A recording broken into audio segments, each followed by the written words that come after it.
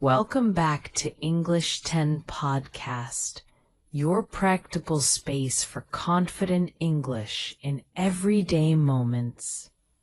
I'm Sarah. And I'm Jack.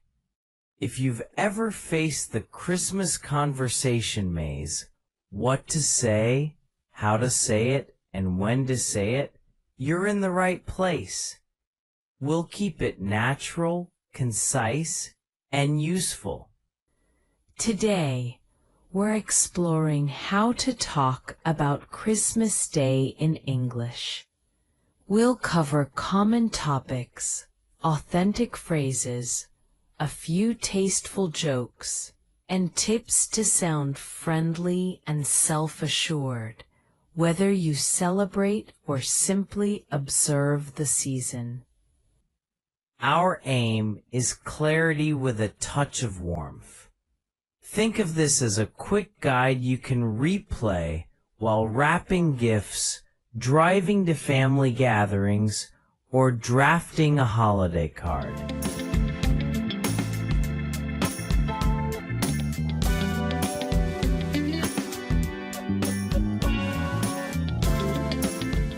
Let's begin with greetings. On Christmas morning, typical expressions include Merry Christmas or Happy Christmas.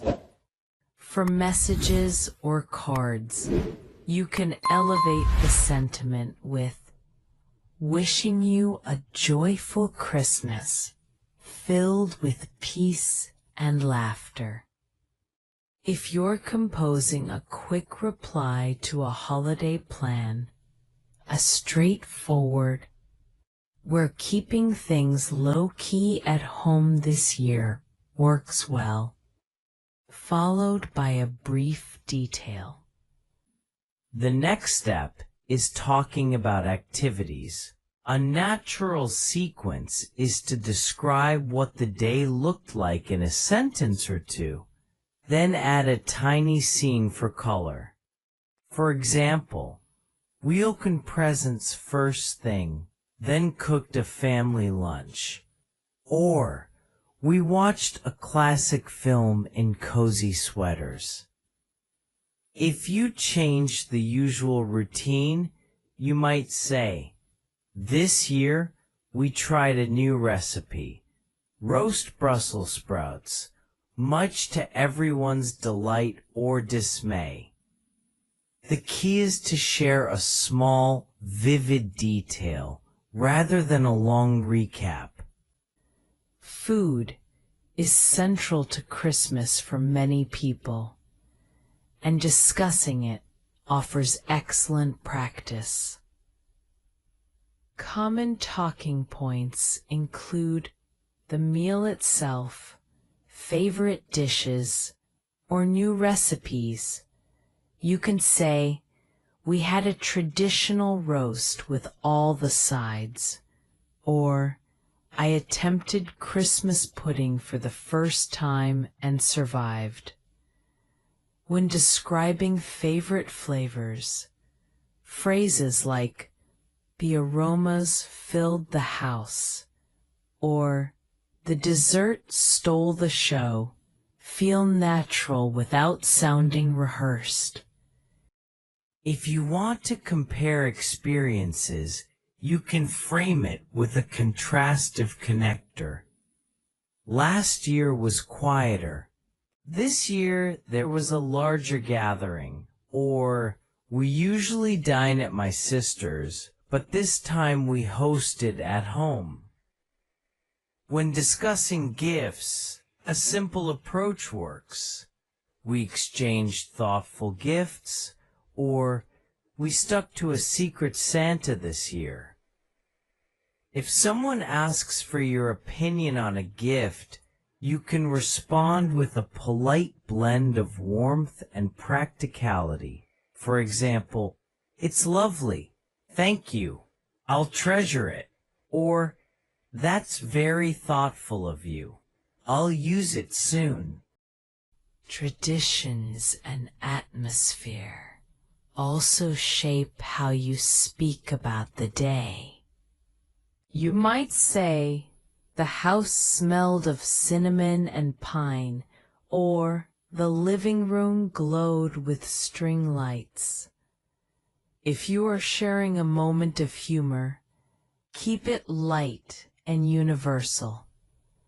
Uncle Bob managed to burn the popcorn, classic holiday mischief, or the kids argued over who got the last cookie in the most adorable way.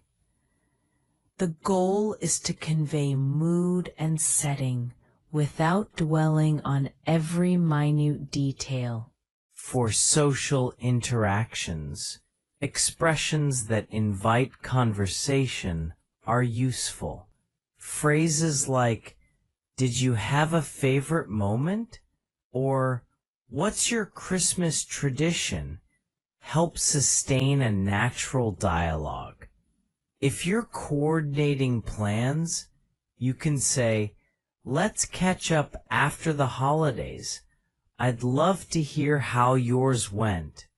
And if you're speaking with someone from a different tradition, acknowledge respectfully. "Even if your celebration is different, I'd love to learn about it." Handling apologies or sensitive topics is also part of the conversation. If a plan changes, you can explain briefly. "We'll need to reschedule. We'll confirm a new time soon." For tone, balance politeness with authenticity. A simple, "I hope you're enjoying the season," can go a long way in keeping conversations light and inclusive. Let's talk about closing the conversation.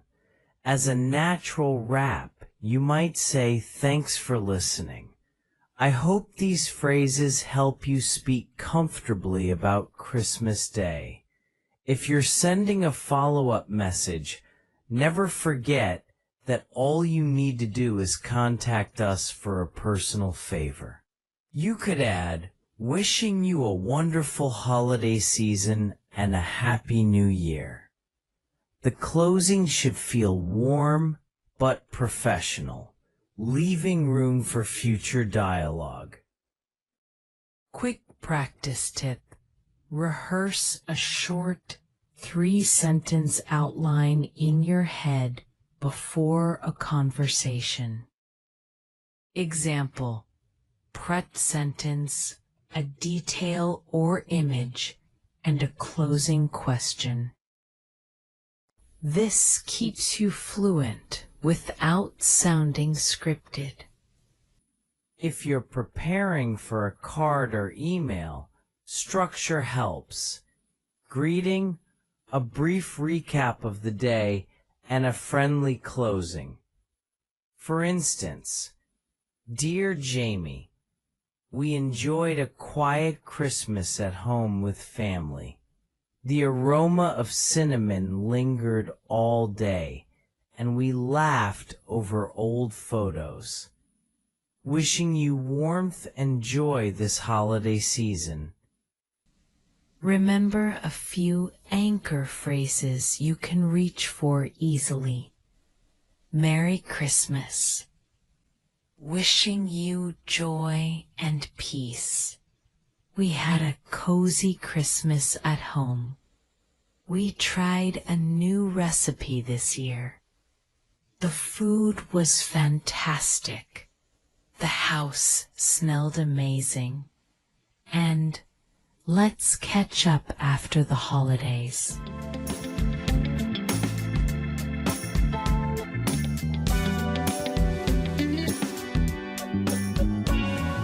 And that's a concise guide to talking about Christmas Day in English. Whether you're listening for vocabulary, tone, or how to weave personal details into your speech, practice makes confident, natural conversation. If you found these tips helpful, Please share the episode with friends who are learning English. Subscribe for more practical language guidance, and leave a review with phrases you'd like to explore next time. All right. Thanks for tuning in to English 10 Podcast. Have a wonderful holiday season, whatever you celebrate, and we'll see you in the next episode. Until then, stay curious, stay kind, and keep practicing. Happy holidays.